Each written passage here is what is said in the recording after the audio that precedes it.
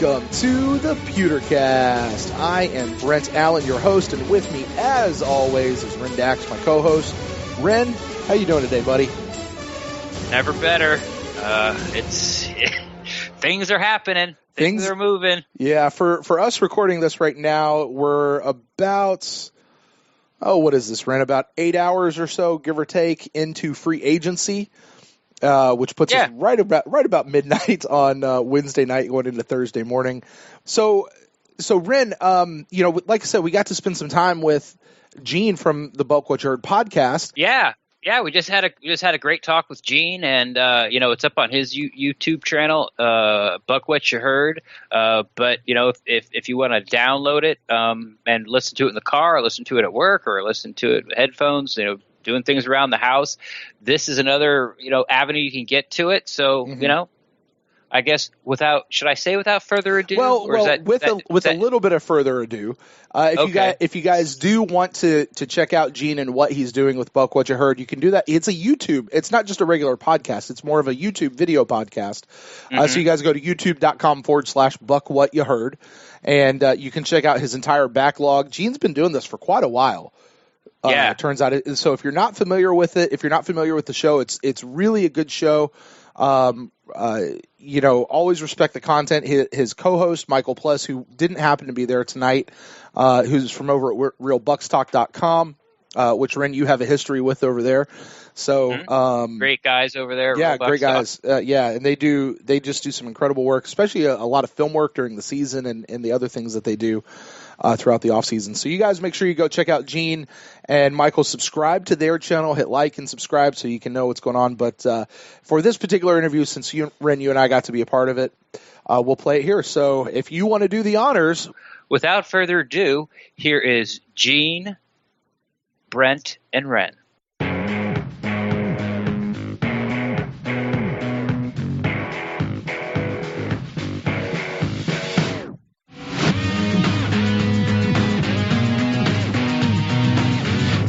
Guys, here we are. Day one, and what are your thoughts? I want to get your thoughts, because I know a lot of people right now are jumping out the window. They don't feel like the Bucs are doing anything to improve that dismal 5-win season from 2017.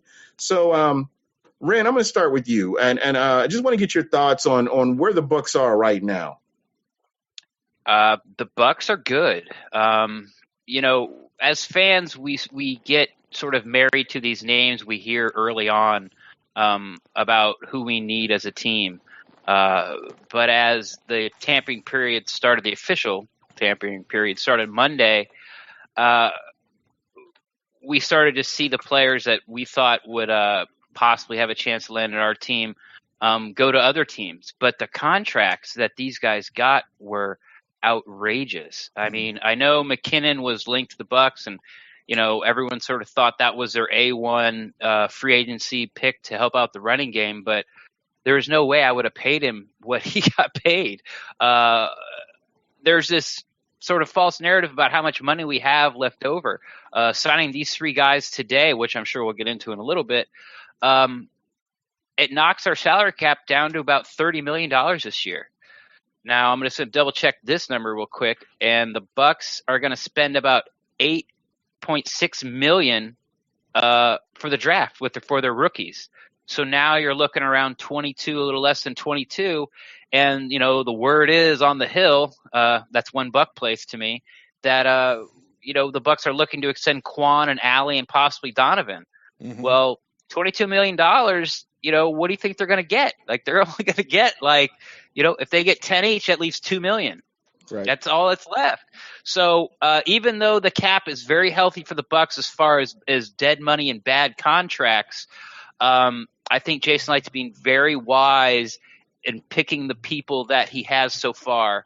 It looks like early on, obviously, that they're focusing heavily on picking up the run game. The guy's name's slipping me right now, from the Ravens that everyone's crazy about, the center. Jensen. Yeah. Now, if I'm sure everyone's sort of done the math, if we get Jensen starts at center, then you can move Alley to guard, and then J.R. Sweezy has like a $7 million hit with only $1.8 cap space, there's another 5.3 that could possibly show up. So they're moving, they're doing their stuff. Right before we went on, there was a report that Alex Okafor is actually coming to One Buc Thursday. So Jason Knight's doing his due diligence, but I should circle back to what I really like is he's not overpaying anybody. He's getting guys to fit their system for what we need and desperately need. And so I think it's working out. I'm just glad it started. Yeah, what scares me a little bit is the fact that if Jason Light was just like reckless with the money, you could possibly see Quan Alexander on a Saints uniform or an Atlanta Falcons uniform. He's trying to, what he's doing is locking up all these guys that are quality players for this team, and that's what he needs to do. And for so long, we had a general manager that was missing on all these picks, missing on all these free agents. So we didn't really, as a fan base, we never got to see this where we had to lock up a bunch of players as opposed to maybe one or two. Right. Haven't seen it since the old, Super Bowl days. Mm-hmm. Yeah, absolutely. Brent, you want to jump in there? Yeah, well, I mean, it's interesting because Ren basically said everything that I've been thinking, and Ren and I actually haven't had a chance to talk about this yet. So this is the first time hearing his thoughts on it.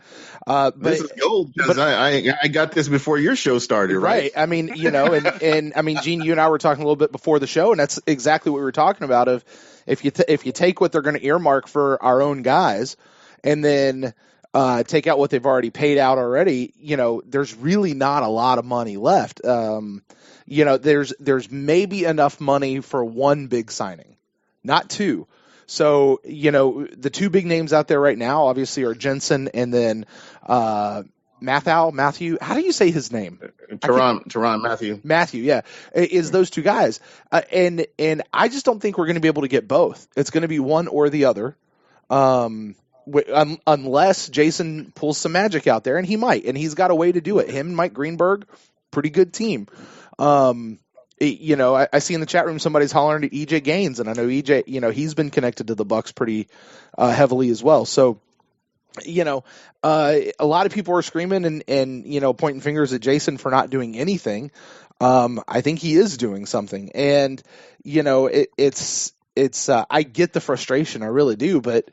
I like what Ren said. He's not out there overpaying for these guys. He's not reaching for these guys, which, there's another team out there right now that looks like they're winning the free agency right now, but my God, it looks like they're overpaying for some of these guys, and they're headed by a former Buccaneer, so I don't want to speak evil against them.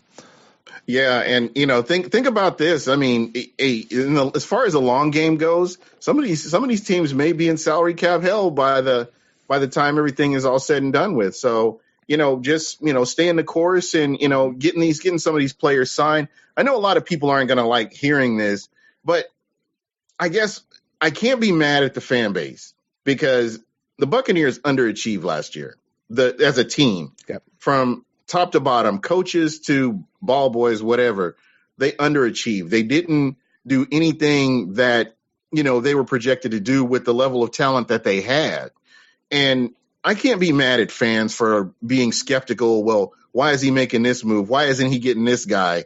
Instead of, just kind of taking a step back and looking at everything and saying, well, let's see what this team does in camp. Let's start with the draft. Let's see who they draft.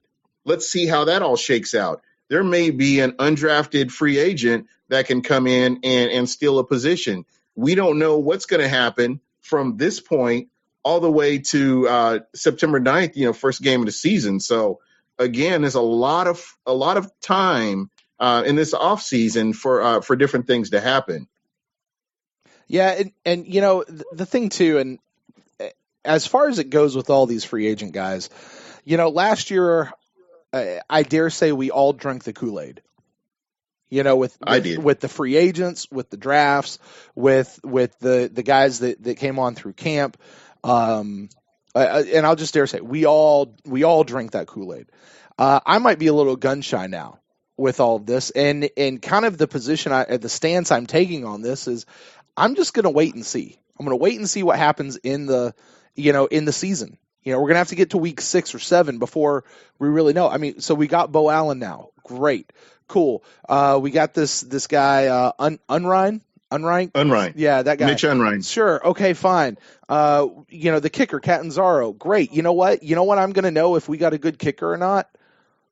When he kicks the damn ball through the uprights consistently. There you go. I mean, it's.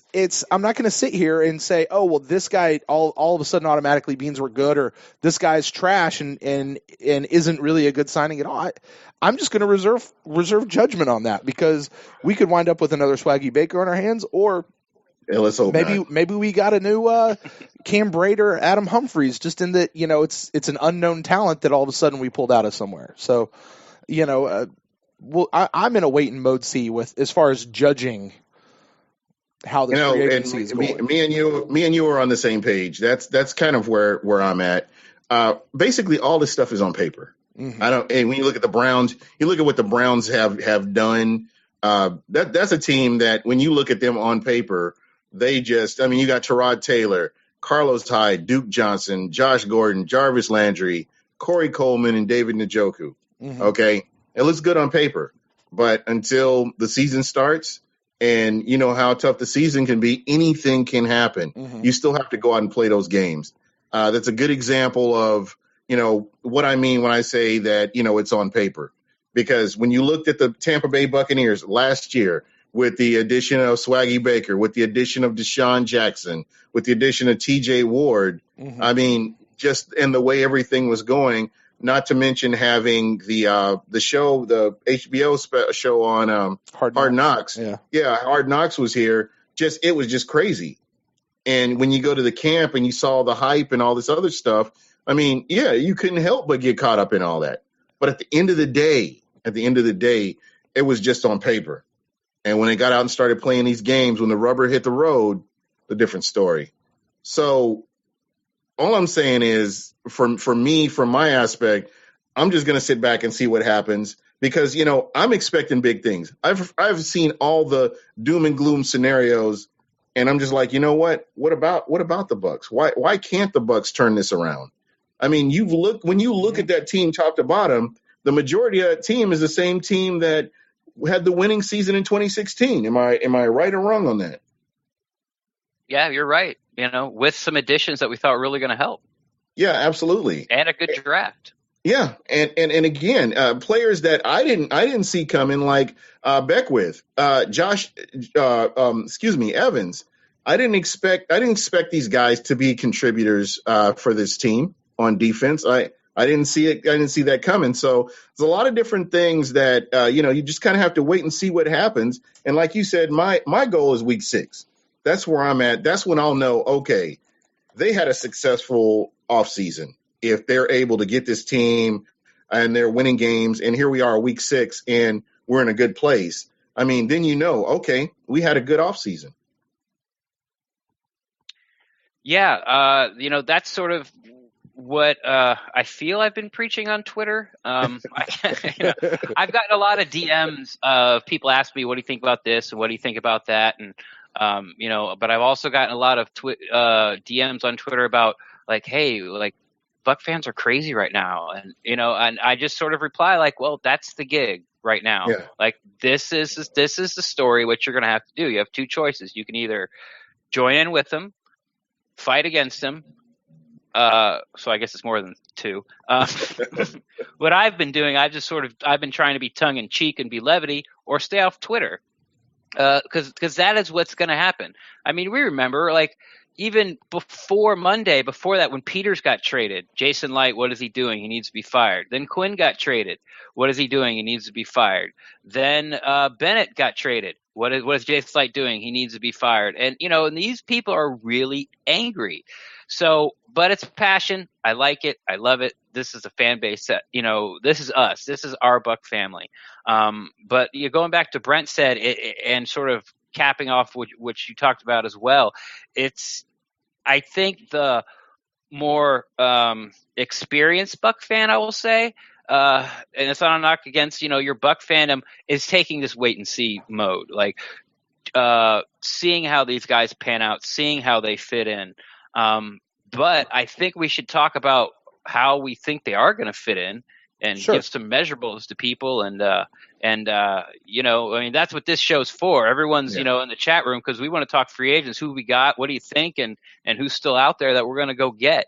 But yeah, I'm with you guys. I will not be when I wake up tomorrow, my final grade for the Bucs free agency season will not be cast. Exactly. You kind of have to wait until the season starts to see what you've got. Mm-hmm. So what I want to do, I want to start with Beau Allen. It looks like Beau Allen got 3 years, $15 million. Is that right, Ren? I know you have the stats up on that. Yep, that is correct. Averaging $5 million a year. There have been some particulars out on Twitter, but as far as Spotrac, which we've decided to call it tonight, the website, it is none of the particulars have been put up, so we're not really sure how it breaks down. But yeah, so it's 3 years, $15 million. All right. So how does a Beau Allen fit into this Tampa Bay Buccaneers defensive line? And just compared to what we saw in 2017, how does he boost this defensive line? Sure, I'll start. You know, he has it. When you look at his stats, there's not a big flash of production. You know, this is not the Calais Campbell of this off season for sure. Mm-hmm. But for what he is, I think the best way for sort of me to explain it to people out there watching this and in the chat room, and how I view this guy, is that he is what they hoped Chris Baker was going to be. And they got him for a little cheaper than they got Baker last year. You know, $1 million, about 500,000 less. A big body guy. This guy's 320 plus. That's going to get in there, and he's a run stuffer. You know, he's a guy that hopefully we can stick next to McCoy. That's going to take more than two hands to get a hold of. The Bucs rush defense was bad last year. 22nd. Yeah, it wasn't good. Definitely below average. And I will maintain that the reason it was only 22nd is because teams didn't have to, you know, run against us as much as they wanted to.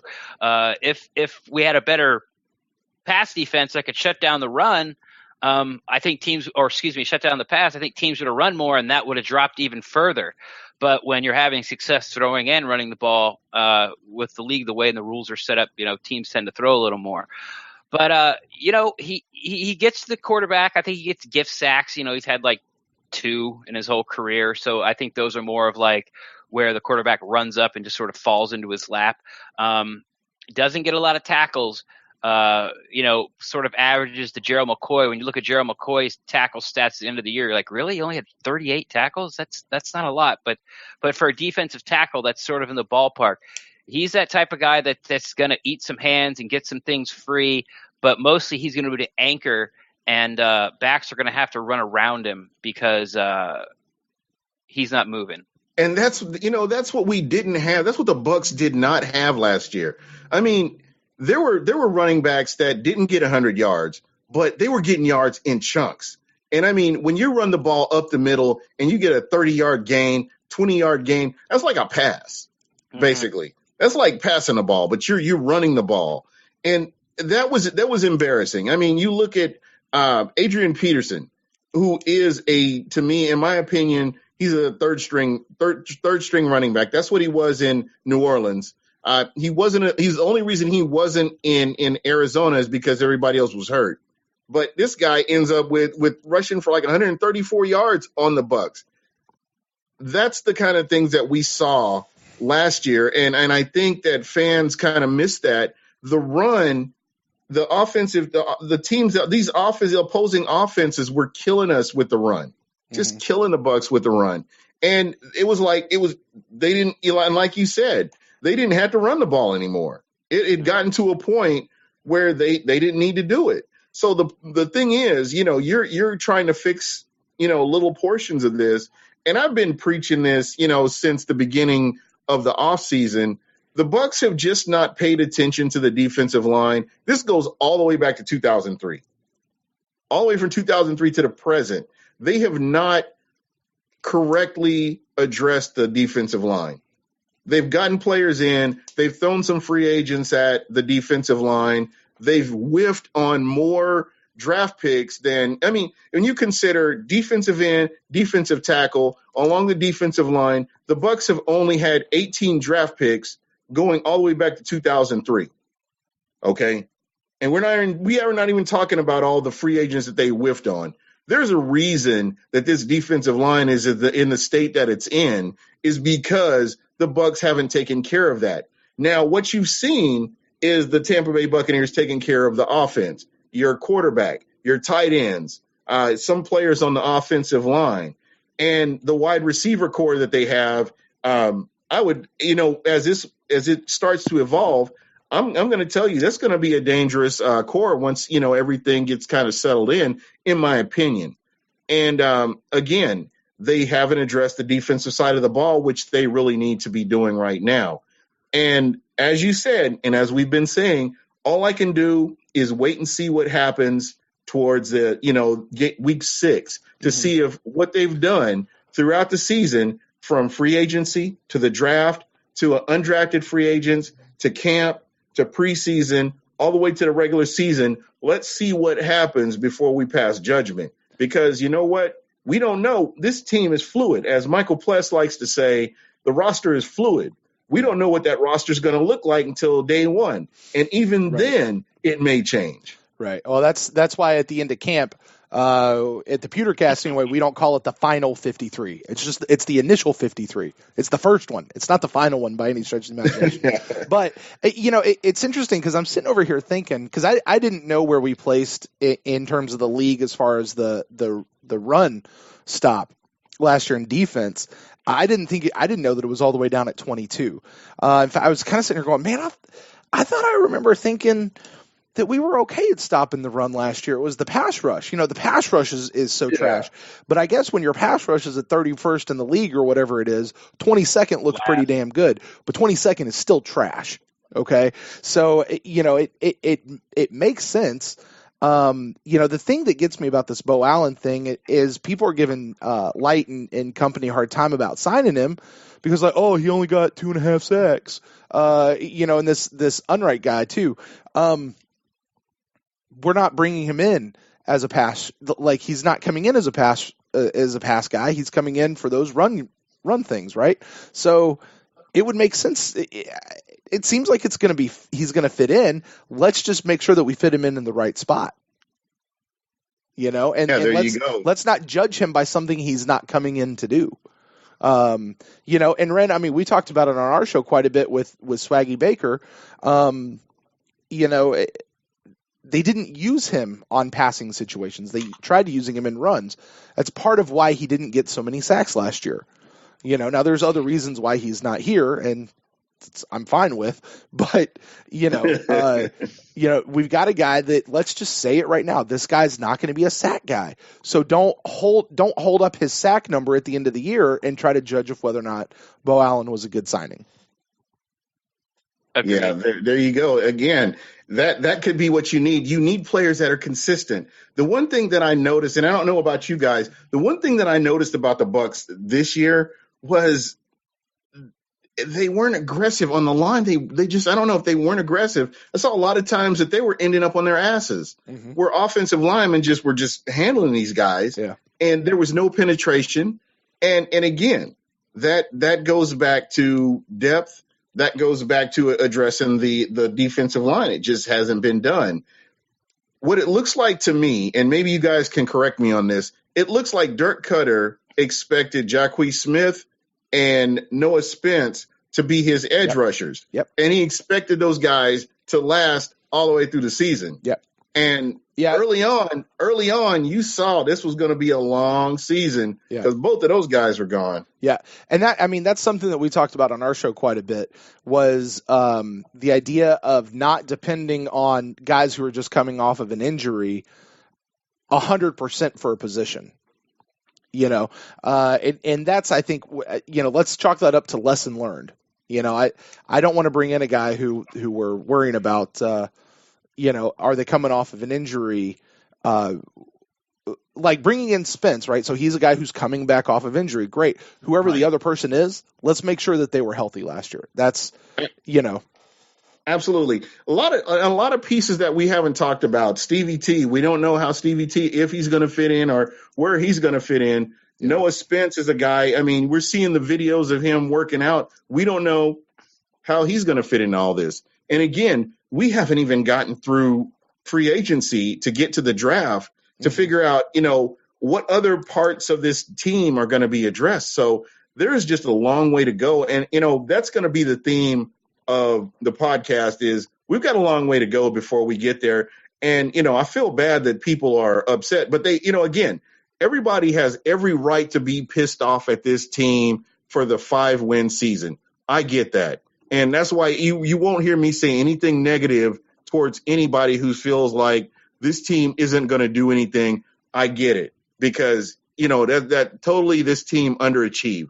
But I really believe that, what they're doing right now, they're solidifying some things. You won't see it right now. You won't see it in the stat book. You're going to see a lot of intangible things with this team. And that's kind of what, you're seeing right now. I mean, you look at the signings they have. You sign Ryan Fitzpatrick. You bring in, you sign Cameron Brate. You sign Mike Evans.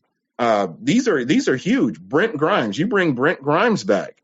I mean, these are important moves that the general manager is making. And I realize that a lot of people aren't liking the moves. They're not sexy. But again, we haven't seen everything that this team is going to do. Right. Yeah, and I just want to real quick jump back to the defensive line, before maybe we move on. I'm not sure. Okay. Go for it. But you talked about how they look like they were getting pushed back or knocked on their butts or off their feet. I'm still in the camp that had a lot to do with coaching. When Jay Hayes got here, I contacted some Cincy fans on Twitter.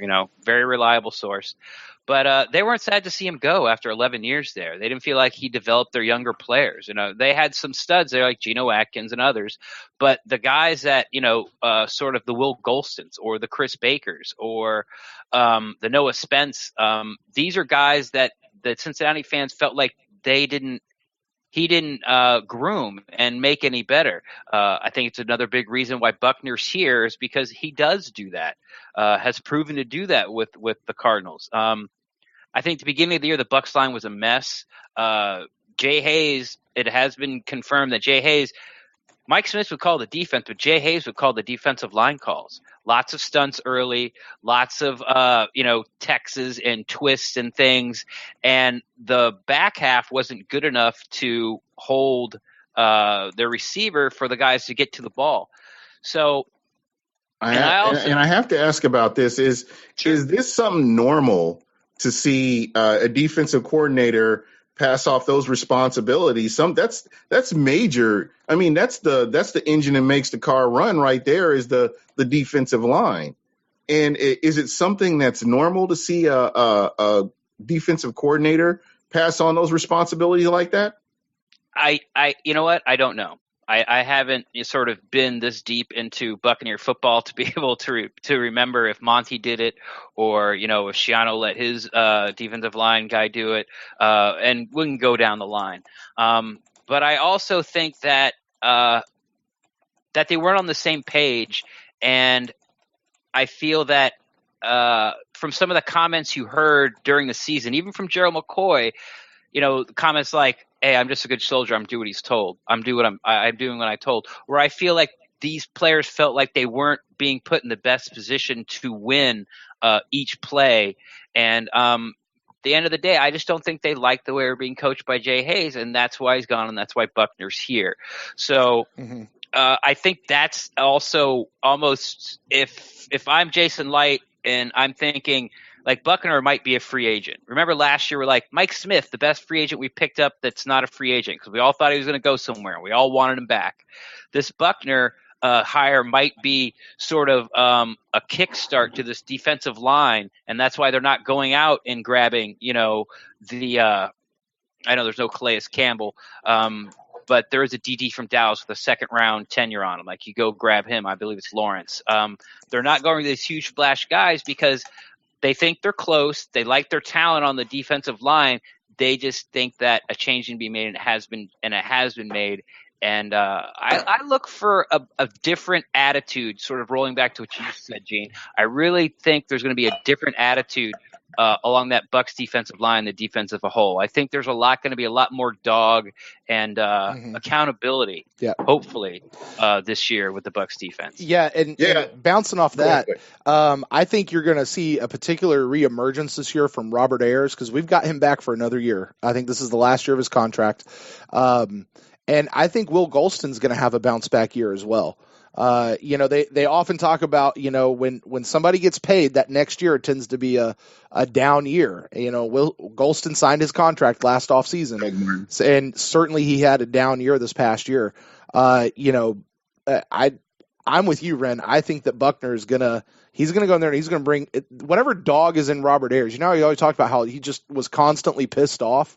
Like he stayed like that. It seemed like it, but I expect to see that back, and I expect to see a reemergence of Will Golston. So now all of a sudden we're talking about we got a Noah Spence coming back off injury, which looks amazing, looks better this year than he did last year. You got a Robert Ayers, you got a Gerald McCoy, you got Will Golston, Stevie T, who was injured all last year. Now you're adding this Bruce Allen guy. We got Unrein coming in, and who knows who we're going to get in the draft. You're and maybe even Clint McDonald, potentially. So, that's I don't want to say that our defensive line is stacked and going to be set, but if you can infuse that attitude that Ren was talking about.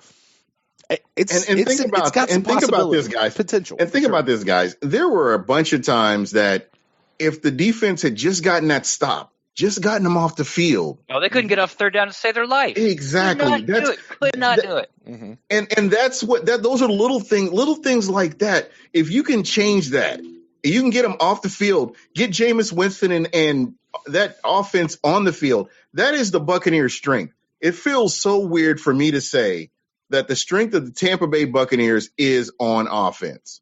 Right? Okay. It's never been. When has that ever happened in the history of the Buccaneers? It has never happened. I mean, I'm trying to go all the way back to 79, and I'm telling you, the Tampa Bay Buccaneers have never been that offensive monster that you think of.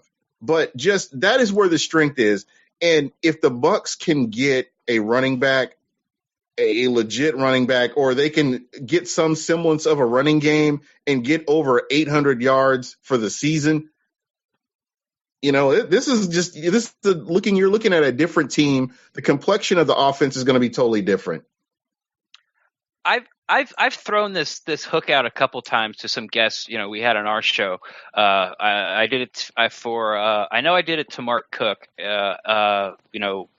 editor-in-chief and writer for the Pewter Report, and I can't remember the other person too. I want to say Greg Allman, but maybe not.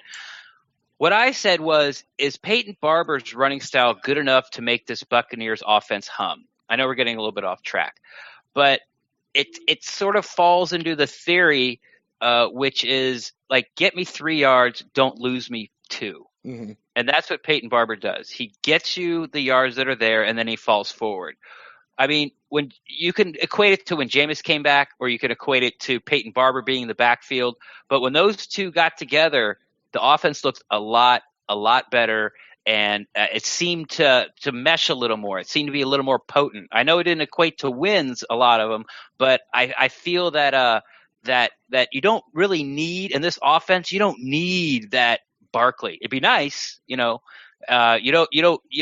need that first round, top 15 back. Don't get me wrong. I wouldn't throw one away, but I just think Peyton Barber did a good job. I'm sort of off track. I think Peyton Barber did a good job, and that mentality of getting what's there is good enough to make this offense hum.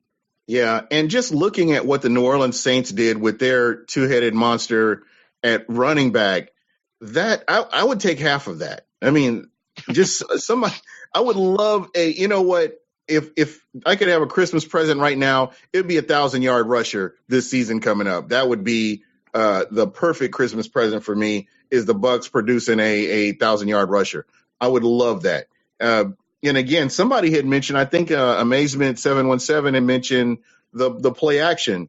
The running game I mean, the passing game is predicated on the running game. And that's what we saw Jameis Winston at his best when he's got a legit running game and he can do that play action because he sells it so well. And that's Dirk Cutter's offense as well. You know, it's a vertical route system, and if the play action is working, that goes a long way in helping getting Jameis protected and moving the ball, moving the chains. It all goes together. Obviously, I mean, no brainstorm. we didn't crack the code there, but Exactly. I'll tell you guys, I've thought about this off season, and I'm all in on this. And this is my Madden head coach coming in here. If we wind up without a running game this year, what I want to see them do this coming year, Jameis has all these passing yards and everything. We've got this great receiving unit between the tight ends and the wide receivers. Let's just ditch the running game altogether. Pass every single play. The other team knows what we're doing. That's fine. Make them beat us. Make them beat Jameis. Just do it. Just commit to it and go for it. That's my playing a video game. Running game sucks. We're just going to pass every game. Let's be like the Steelers and go for two every. Fire the kicker and just never go for two every. Just never kick the ball. every time we'll go for it. Never punt. Always go for two. Yep. Exactly. There you go, man. No huddle the entire game. Let's just go. I feel like we've gone off the rails a bit. Yeah, it happens. It happens here. That's just how things go. That's how we have 3-hour shows, Ren. And kind of getting back to some of these free agents, I was looking at Keith Tandy. Does anybody know what his contract was? I see they brought him back, and it was 2 years. I haven't seen any specifics on it, but I know it was a 2-year deal. I've read most of the articles trying to see what the number was, but it's a 2-year deal. And I'm sure it's like a 1 year, and then next year he gets out with it's like a prove it. We could probably get out of it from next year. And that's me guessing. All I know is what do you guys think of that move? I mean, here's another guy. He was pretty quiet last year. And, couldn't get in the game. Okay, sorry to cut you off, but I'll go ahead and roll with it. I jokingly put a tweet out because as soon as the Bucs announced they signed Keith Tandy, not Te'o. God, I can't say his name either. Who's the guy from Arizona? Matthew. Tyrann Mathieu. Matthew. Honey Badger. This ain't Honey Badger. We know what you're talking about. I can remember that. I made a joke about, there was like, he's Honey Badger's released, and above it I put, oh, hey, Keith, we have some bad news. Or like, hey, did you sign the contract yet? Or like a gif of Jason Light like running down the hall like, did he sign it yet? Look, we all like Tandy for what he did at the end of 2 years ago. He got in there. He balled. He won games for us, won multiple games for us, you can argue, with his interceptions. But my argument has always been Mike Smith is his fourth defensive coordinator, and he's never won a starting job yet. So I like him as a backup. I'm glad he's here. I think he's a great player. I think he's always ready to – great player. I like him as a Buccaneer. I think he's always ready to go when his number's called. But there's got to be something there that we're all missing – because he can't get on the field. He just can't. Mm-hmm. You make a valid point. And to me, and you listen to some of my other shows, I've always said, why isn't Keith Tandy getting playing time? What's going on? And these guys, that's their livelihood. These coaches, that's what they do. So there's got to be something, like you said, that we're missing. I'm not sure why he's not getting on the field. Maybe there's, I don't know if it's practice. I'm not sure what it is. And they continually bring players in that end up playing before he does. Yeah. So, I mean, I like the signing. I do. I'm sure it's depth. He knows the system. He's, all those things that you can say about a player doesn't blow your skirt up. Keith Tandy is. But I'm glad he's on the team. Yeah. Would he be considered a journeyman? No, he's never played for anybody else. I'm just asking. I've been trying to get that word. I've been trying to fit that word in the show. I haven't been able to, so I thought I'd throw that out there anyway. Another guy that I kind of want to go back to Ryan Fitzpatrick. Yeah. I know a lot of people are pissed off that the Bucs re-signed Ryan Fitzpatrick. I for one, I'm real happy with having him here. What he was able to do, he did what he was supposed to do when Jameis went down with the injury, and that to me is very important. That kind of football IQ that he has. How do you guys feel about this signing here, as opposed to trying to find somebody in the draft, or find somebody that's a little bit more sexy than a Ryan Fitzpatrick? Yeah, Ryan Fitzpatrick is one of those guys, and this is not going to carry a whole lot of weight with a whole lot of people, but it's my own personal opinion. What I like most about Ryan Fitzpatrick is not what we saw out of those 3 games. Actually, it's a lot of what we saw out of those 3 games, but it's what we see him doing with Jameis the rest of the time.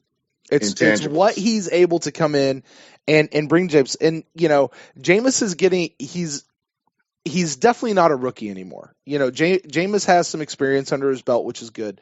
But to have a guy who has that much more, he's kind of that, dare I use the word sage, a guy who's been around, who can help him a little bit, help him see some things that maybe he's not, to where, Jameis coming in as a rookie and his number one backup was Mike Glennon, who barely ever saw the field. And then, we're looking at Ryan Griffin, and Ren, you and I both really liked Griffin quite a bit. Barring the injury, we thought he should have stayed. But, I will forever remember being at Raymond James Stadium, and I forget which game it was in, but Jameis goes down and Ryan Fitzpatrick comes out, and there was just this it was just this peaceful, easy feeling. No, this was in Raymond James, because I was there, physically in the stadium. It was just this peaceful, easy feeling came out when Ryan Fitzpatrick was on the field, that you felt like everything was going to be okay, and I couldn't explain it. It was just this air. It was this weird thing. And then, to hear the players and the coaches talking about it later, of just saying Ryan Fitzpatrick puts everybody at ease. And so it's whatever he is bringing that has to do with that is helping Jameis grow and mature. And one of the things we saw about Jameis when he came back from injury, of getting a chance to step back and watch Ryan Fitzpatrick and take the break and get healthy and all that kind of stuff, I feel like Jameis Winston came back a different, better player after his injury than he was any time before his injury. He was calmer, in my opinion, and maybe I'm wrong, he was calmer. Yeah. And I mean, you could see it in his pocket presence. You could just see it on the sidelines. He, in the beginning, Jameis Winston, when he gets hyped up, it takes him like 2 quarters to calm down before he can get into the game. And that's something he's consistently done. And what I've seen from him when he came back from that injury, as you mentioned, he was a different player. He was calmer in the pocket. He was all about business when he went out there and he played. He just looked like a different player. And that's a great assessment that you brought up. Yeah. So I like that. I like that part of coming back with Ryan Fitzpatrick. And hey, listen, he went 2-1 as a starter. Nearly came back. I think it was during that Cardinals game. Nearly brought us back. Didn't quite get us there. And again, you could even argue there, if the defense could have held what they needed to hold up, the offense put up what they needed to do. Offense did their part to come back and win that game. So, it's I like the idea of Fitzpatrick coming back for another year. I do too. I mean, he's proven what he can do. And, I've heard a lot of people talk about Mike Glennon, and early on, I was like, I wanted to see Mike Glennon compete for the starting job. I felt like, if that's the guy that Schiano wanted, compete for that job, and you earn your position. And when he had a chance with Lovie Smith, he had a chance to be the starting quarterback, and he couldn't do it. It would just you could tell just how he was playing that he wasn't that guy. So after that, I was like, okay, I'm good with that. And then having him as a backup, again, he's not a long-term solution. And we saw that even more in Chicago when he was the starter. He was the guy, and they ended up replacing him with Mitch Trubisky. And we saw how that went from there. And obviously the Arizona Cardinals have not watched do they own all 22, or can somebody get? What did they give him? What did they give him to come over? I want to look it up real quick. What was it, like $8 million? I don't know. I could look it up for you. Yeah, look that up and let me know. Is he still getting paid anything from the Bears contract? I mean, because he had he got all his guaranteed money. Well, good on that. Yeah, he's done. So again, that was easy for them to walk away from him. That the Mike Glennon experiment. 2 years, $8 million with the Cardinals. Okay. Yeah, absolutely. So when hopefully their starting quarterback doesn't break, and then he has to come in. I mean, it could just be a bad situation. Yeah. I just hope that doesn't happen. But anyway, on to some of the other. Let's see. It looks like Chandler Cantazaro is the kicker. 3 years, $9.75 million. What do you think about that move? I mean, the Bucs need somebody that can get some touchbacks. I mean, I was happy with Murray. Murray was doing what Murray does, and he was way better than what we had with the other two kickers, Folk and missed the other guy. I can't even think of the name. The second rounder. I don't remember. Aguayo. Thank you. There you go. There you go. All right. So, again, do you see this as an upgrade, or is this a lateral move? I'll go ahead and take that one. But first, I want to start off by saying when his beard was full, there's no way you can say that Ryan Fitzpatrick is not a sexy pick. So I just want to start with that. And I agree, and I agree with all you guys about what you said about the calming influence on Jameis. So I'm right in line with you 100%. I didn't know much about this kid when we signed him earlier tonight. So I went and looked up some of the stats. In 2014, he was just a tick under 88%. Then he went just a tick over 90%. 2016, I'm talking about field goal percentages, everybody. Okay. In 2016, he hit 75% and basically got ran out of town from Arizona, got picked up by the Jets, and went 25 for 30 and made all his made all his PATs with an 83%. So, and we were talking a little bit beforehand about his leg, and he seemed to have very nice touchback numbers. And some of backtrack real quick. In 2017, last year with the Jets, he was also 2 for 2 over 50. And I believe he has a 57-yarder and a 60-yarder on his resume somewhere in these 4 years. Mm-hmm. So do I think it's an upgrade? Yeah. Do I know anything about him? Absolutely not. But I will say, and this is always a positive, when you punch someone's name into Google, if like the second thing under stats is wife, that's always nice to have on your team. There you go. That I love that philosophy. I may have to add that on my Twitter. I mean, here's the thing. I was a fan of Pat Murray, and he's still out there as a free agent. I would love to see Pat Murray back. I see in the chat a lot of people saying, Pat Murray doesn't have the leg to get us where we need to go. I am still very suspect about an injury that Murray was playing with. Because he seemed to be doing okay up until that Atlanta game. And then he just lost some strength in that leg. So, I want to know what's going on there. I want to see more of that. I would love to see some sort of a legit competition happen there. But, again, this is one of those, we can look back at history, that's fine. I seem to remember Nick Folk had a fairly decent history. It wasn't bad. I'm going to reserve judgment for this until we see him in game situation.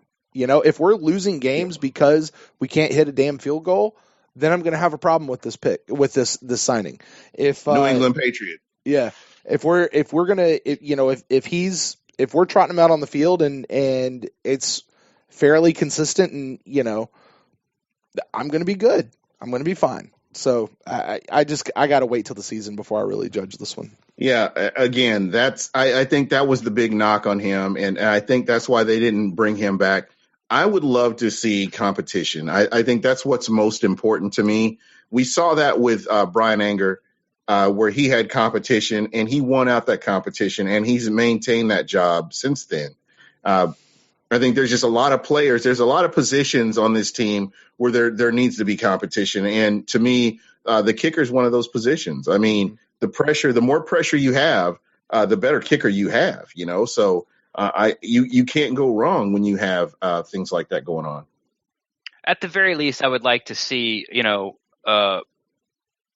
undrafted free agent, a UDFA college kid come in, maybe two, at least the early part of OTAs and training camp. I think this guy's gonna have to fall on his face for him not to get the job because of the guaranteed money. That may happen, so you never know.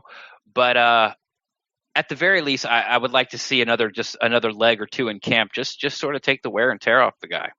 Yeah. But I'm with you on competition. But as we alluded to the very beginning of part of the show, as the salary cap starts to dwindle, the Bucs don't have this like $2 million to throw at somebody, like they did Nick Folk last year. Hey, or I think it was like 2.5. It's like, hey, come here and see if you win the competition. But the Bucs still had to pay him $2.5 million if he lost. Yeah, my liver still hates Folk, so just so you know. So, as this cap starts to shrink and, we start to drop down, like we're not even I don't think we're in the top 20 anymore as far as cap space as it starts to dwindle down. I think this competition for the kicker is sort of falling off the checklist of things that I'd like. I mean, I'm with you. Perfect world. I'd love to see it. I just don't know if it's going to happen this year. We can all attest to how important it is to have a solid kicker. Yes. I mean, we look at the beginning of 2017. There were games that the Bucs should have won that were hampered because of inconsistent kicking. Mm-hmm. It was a killer. It was almost as bad as the run defense, if not worse, at times where you've got a guy that can come in 30 yards, kick the ball. That you only have one job as a kicker. Go out there and make that kick. And you had two kickers that couldn't do it in preseason. You broke it down to one. You had Nick Folk, who won out over Aguayo. He was cut. We saw that on Hard Knocks. And then, here he is, regular season, against the New England Patriots. And, he's got several chances to put this game away and, just couldn't do it. That was a hamstring for the Tampa Bay Buccaneers was the kicking game early on in 2017. Mm-hmm. And I think that's a lot of what put the Bucs in a hole as well is just not having a consistent kicker. And you could take that back to 2016. We went 9-7, but there were at least two games I remember that got left on the field due to kicks off Aguayo's foot, maybe more. Right. We could have been in the playoffs in 2016 had it not been for a kicker and other things. Yeah, I'm not going to just lay it all on the feet of the kicker, but it certainly is a part of it. That's a part you need to have it shored up, and you can't be losing games because of your kicker. Yeah. You just can't. And guys, I want to, the one guy that I haven't mentioned as far as free agency goes that we really need to talk about, I've saved the best for last, Mike Evans. Okay. Mike Evans. He's trash. Yeah, get him out of here. They fire light, get him out of here. I don't know why they kept that guy. But seriously, Mike Evans, that was an excellent move. Only because it didn't drag into the season, number one. We didn't have to wait for another wide receiver to get a contract to get an idea of what Mike Evans was gonna command. Mm-hmm. But it all worked out perfectly, and he was happy to sign here. He has a good working relationship with Jameis Winston. I mean, you couldn't ask for a better scenario to bring in a top 5 wide receiver for the Tampa Bay Buccaneers. What do you guys think? Yeah, I was pushing to extend him last year because I thought you could have given him a ton of upfront money last year to sort of offset what was coming down the line, which, we keep talking about the Quans and the Jameses and the Alleys and the Donovans that need to get signed. So, for me, 1 year too late, but I understand the Bucs thinking. I think it was the right thinking. And Mike was solid by the team. He had a $13 million cap hit this year, signed a new contract, and it only added another $5 million onto it, leaving room for us to sign these guys we've been talking about, and other players are going to come up and sign their rookies, and sign Quan and sign Allie. So it seems to be the perfect deal. It's all worked out. Mike seems to be happy here, loves Jameis. They're good friends. The area loves him. It's just one of those picks that worked out. And dare I say, I'm going to throw this out here, so kill me or not.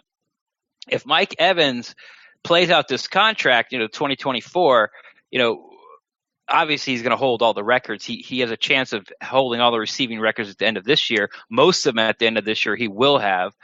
Touchdowns and total receptions, probably not. It'll be close. But he could eventually replace Derek Brooks as like Mr. Buccaneer. Yeah, that's definitely a possibility. The person that I was thinking about. Wait a minute. Ren, the only way that happens is if in the next 5 years the Tampa Bay Buccaneers win a Super Bowl. That's the only way that happens. So I like your thinking. I like where you're going, but he's not going to replace him as Mr. Buccaneer unless there's also a Super Bowl with that. I like your thinking, though. I can argue that. If he does it statistically and, they consistently get into the playoffs, maybe make it to the Super Bowl, don't win one. I can argue that, but let's shelve that. That was just, hey, this is what I think. Let's just shelve that. That's not an argument for tonight. That's like, hey, we'll put a pin in that and revisit that in 3 years. And guys, we've heard all the doom and gloom scenarios from the Saints game all the way up to the present. I have to ask you guys, why not the Bucs? Why not the Bucs turning this around? There's so much parity in the NFL. Case in point, the Philadelphia Eagles. Nobody even picked the Philadelphia Eagles to be in the playoffs this year. And they go in and they turn things around and they win. The little tweaks that the Tampa Bay Buccaneers have made, bringing in a defensive line coach like a Brenson Buckner, who could potentially be a defensive coordinator within the next 2-3 years. I mean, that's realistically possible, and just what he's capable of doing. You listen to players, Tyrann Mathieu, Frosty Rucker, players like Calais Campbell. Different players have been nothing but positive about this guy, and it's very possible that he can elevate his game to where he is a defensive coordinator somewhere and just not a defensive line coach. So as we're looking at the Tampa Bay Buccaneers overall, you've got players coming back from injury. You've got replacement players. Why is it not possible for the Tampa Bay Buccaneers to turn around a 5-win season and add some wins to that and turn this into a winning season in 2018? I mean, we've heard all the scenarios about, why they can't win. Why not how they can win? I mean, I think it's definitely possible. You have a healthy Jameis Winston, 100% healthy. We don't know what's going to happen at running back, but it is possible that the Tampa Bay Buccaneers can be a winning team. They can put a winning product on the field in 2018. I could sum that up for you easy. Offensively, we had, I'll make sure I get this right. I might be off by 1 or 2. But offensively, the Buccaneers were 8th in the league in getting in the red zone and something like 22nd, 25th and converting that to touchdowns. Bring that up. Defensively, we talked about it earlier. Get the hell off the field on third down. And if you get the hell off the field third down, nothing else really matters. If you get off the field third down, you are stopping the run. If you're getting off the field in third down, you are stopping the pass. You are getting sacks. You're not shooting yourselves in the foot. So those are the two things for me. Trevor Sikkema said it. Got to get 6. Hashtag got to get 6. And hashtag get the hell off the field on third down. Yeah. I mean, Ren, we were talking about that since last preseason. Of the Bucs just couldn't finish. And they've got to finish. But I mean, Gene, to your point, if I can look in the crystal ball and ask why not, while I may not personally agree with this, I think what you would hear a lot of people say is they'd start pointing the finger at the coaching staff, they'd start pointing their finger at the front office, and I think all that's bunk. To be honest with you, to use a nice word. That's the same coaching staff and administration that gave you a winning product in 2016. Exactly. And probably could have been even better than that. Now listen, winning product in 2016, 9-7. Let's be realistic. That's not lighting the world on fire at 9-7. But it's a whole lot better than what we experienced last year. It's a lot better than what we've experienced in years before. But Gene, last year I came out of free agency and I came into the thing saying, I think the Bucs are going to win the Super Bowl. I said that. So I'm going to be a little gun shy. That's very true. I did. I can verify that. I am going to be a little gun shy in going ahead and saying that. But I did say this at some point, and I'm going to stick by it. The Bucs were not as close last year as we all thought they were. But I think they are a lot closer than what we think they are now. Yeah. Does that make sense? Yeah, absolutely. And can I jump in just real quick? With all the injuries that the Tampa Bay Buccaneers suffered last year, you had a lot of players that stepped up and played that have experience that they wouldn't have gotten had a player not been healthy.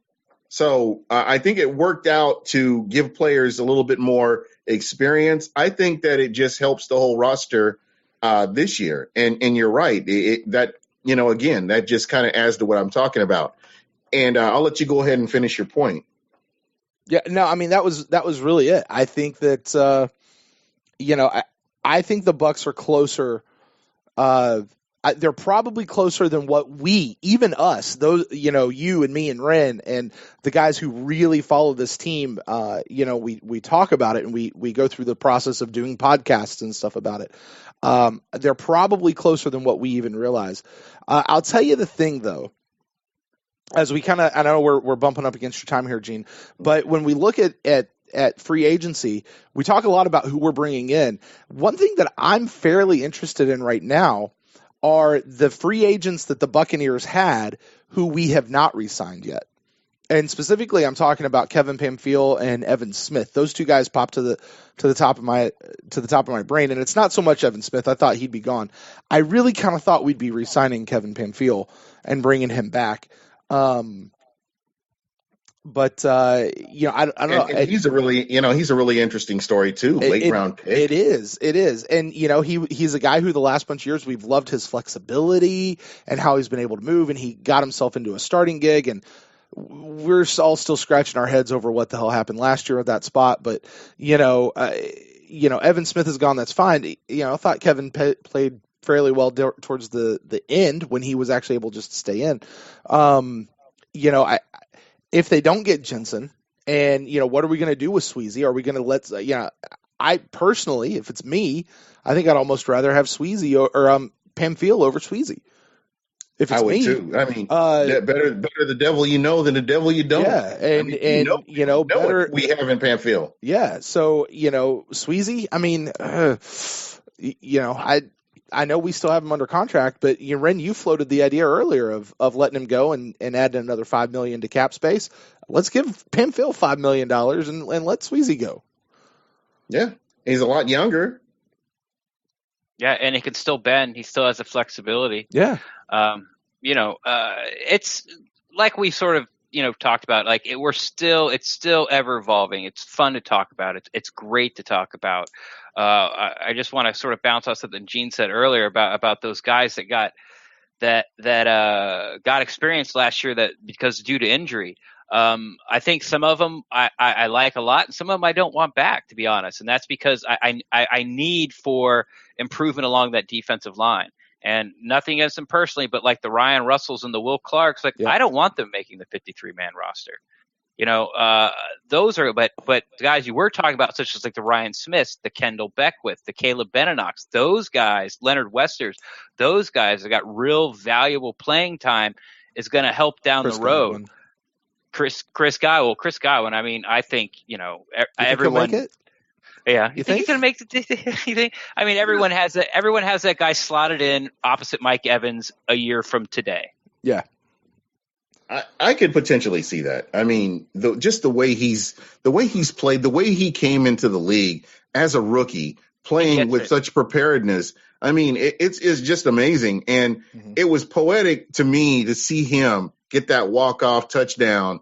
Yeah. And at the end of that Saints game, at the end of the season, I mean, that was beautiful. Yeah, Jameis being Jameis, man.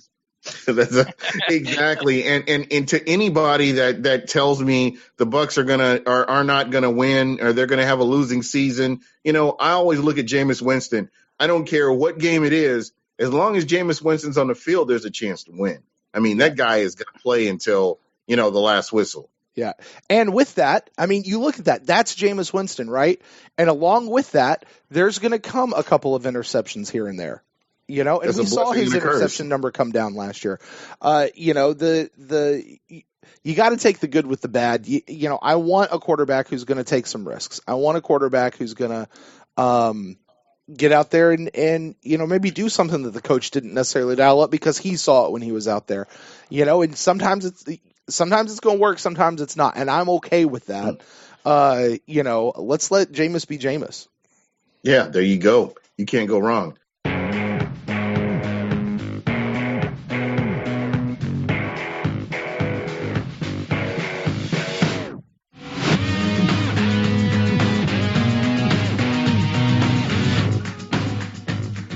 All right, well, that was the Buc What You Heard podcast. Lots of fun conversation there regarding free agency and where the Bucs are so far, Ren.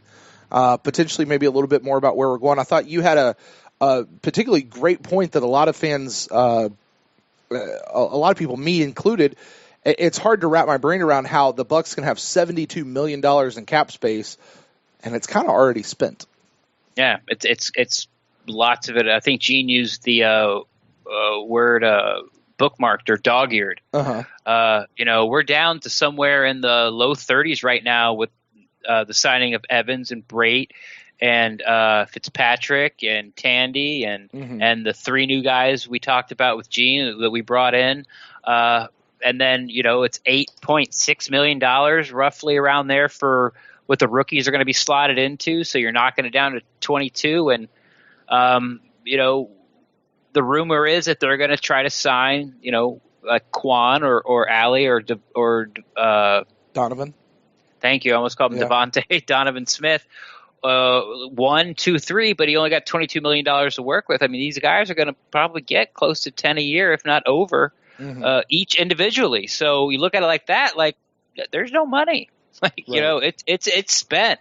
Right. But on the good side, which we didn't really sort of hit on too much with Gene, is you see these guys that are going for these ridiculous amounts, especially the cornerbacks, some of the running backs. Sam Bradford, Jesus, the guy made $20 million and he can't stay healthy. I would rather be in the boat here where you're spending on guys that guys that are proven, guys that are going to stay, know the system, than having to go out and get sort of an unknown commodity and have him come in day one and be one of the top 5 players paid on your team. So, I like what Jason Light is doing. Yeah. So with that, once again, you guys go over to youtube.com/Buc What You Heard. You can check out the video. You can see Ren and mine's beautiful face as we're discussing all this with Gene. So thanks to Gene again for having us on his show. You guys make sure you check him out, like, subscribe over there. Well, Ren, with that, we said earlier that we had a little bit of an announcement coming up for some that has to do with a future show coming up here with the ThePewterCast. We're getting to do something that, Ren, I don't believe you've ever gotten to do before. And no. I've never done this particular side of it, but Ren and I, as it turns out, are going to get to spend a day at one Buccaneer place. Yes, but we're going to be able to get past the lobby. Which should be fun. Which should be really fun. I'm super stoked about it. Yeah. A nice little tour of the facility that we'll get. I don't think we're going to be bumping into a whole lot of people that might be of interest, but I don't know. Who knows? We'll see. We'll see if we can't snag one or two people for maybe a sit-down interview. But we'll certainly be talking about our experience there. Just kind of a fun taking our fellow fans with us as much as we can, through the facility and what we see there and kind of what that experience is like. So it should be a lot of fun. You guys look for that coming out probably maybe over the weekend, maybe first part of next week, somewhere around there. Hopefully we'll get some other stuff in together, but it should be a super fun episode, Ren. Yeah, I'm really looking forward to this. If you can't tell in my voice, I'm super stoked. I was so jealous when Brent got to go last year. If you guys don't remember, episodes back, we did one where I actually got to sit in the host chair because Brent was asked by Pewter Report to go in there and sort of fix their sound problems. They had a lot of popping and wheezing, and just their equipment just wasn't up to snuff for their podcast. And they reached out to Brent and they said, "Yeah, come on down here, and we'll get you a Pewter Report press credential, and you got to go in the bowels and hang out with the reporters and go in the locker room and talk to players." And I was so pissed and so jealous. This tour is not going to be that cool, right? And it won't be that long either. And it won't be that long either. Yeah, that was a whole day. Right. And they were cool enough to have you on their pod that day, and you guys, it sounded like a real good time. But this is, like I said, we are going to be able to get past the lobby, past the Lombardi trophies, past the statues. I'm assuming we'll probably hopefully take a stroll through the locker room, probably see the auditorium room. Hopefully I want to see where they sort of hold their weekly pressers during the season. Yeah. You've been in there, I know. So I'm just excited. Hoping to bump into some people that I recognize, and which would be a total of, I'm not thinking any coaches or anything, but I'm sort of secretly hoping to bump into Mike Smith and Casey. A lot say of hi Twitter to them. Profile pictures. Yes, come to life. Exactly. Because I contact them a lot when they do their Bucs Insider Live. I send a question just about every week, every time they're on there. So I'd like to put a name with a face with those guys and maybe get to talk some Bucs football. And like you said, maybe we could sweet talk somebody into talking with us for 5 minutes in the hallway, or actually maybe even sitting down with us. Maybe we'll bring some Olive Garden gift cards or something.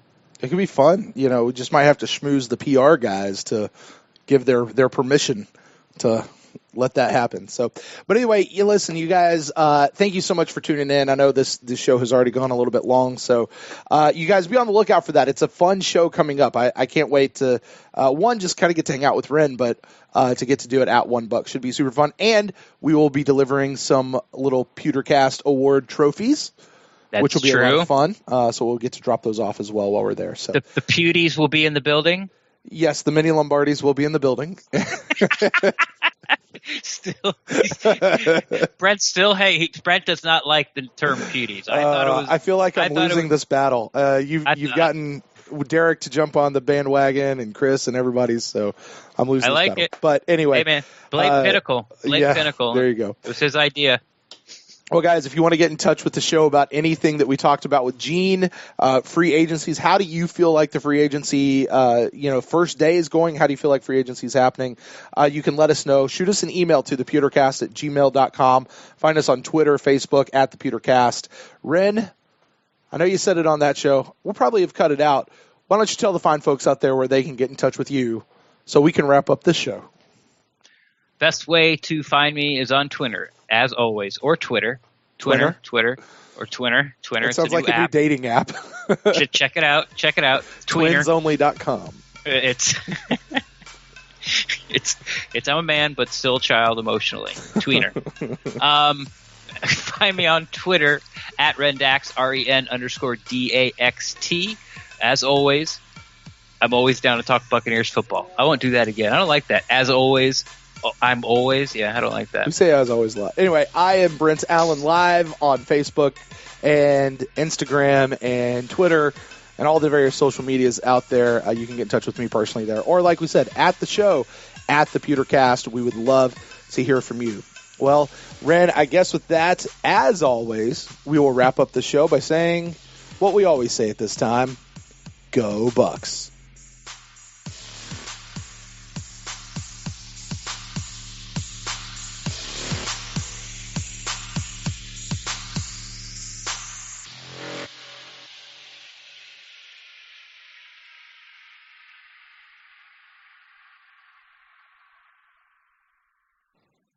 Behind the Scenes Tour 2018.